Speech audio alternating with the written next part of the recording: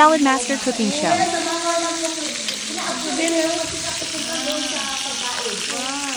Oven na siya, na oven. Parang oven na siya, kuya. Dali. Lito na. Lito na, kawali na. Diyan nga natin. Ayan. So, magkuhan siya, nandyan pa rin. Asin pa rin. Oh, asin pa rin. Ang galing. Oh, so magagamit pa rin natin ito. Ayan, balik na namin yan. Kung hindi na natin maintindihan ng kanyang lasa, di ba? Ito namang mais. Ayan. Maganda kung hindi siya halo-halo. Oh. Tsaka ito, green peas. Sa mga bata, meron yung hindi napapak... Ayan. Ayan na.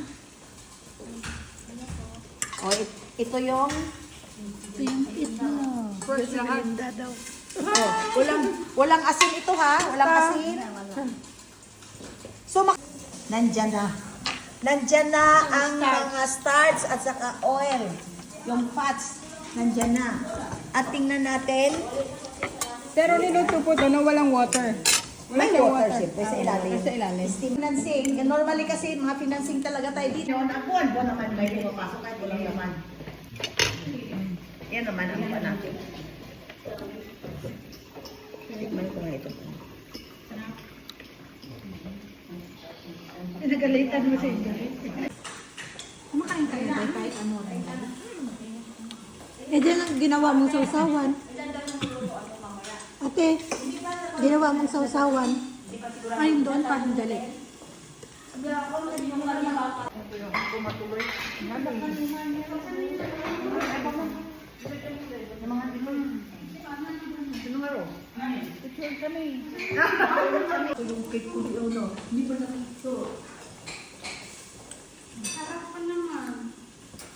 So, yan habang kumakain tayo, eto ang last part. Oh, yan na. Wala lang akong naibigay na.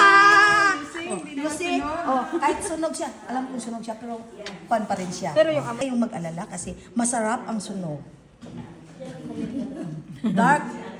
Dark is beautiful. Araw na ito. Sila, delivery na lang sila. Ang sa kanila na lang, pinakita nilang kung paano gagamitin. Teacher, kaya pala ang nagluluto. Kaya pala, wise talaga itong... Hindi mix na yun na eh, nilagyan na lang yun ng... yun.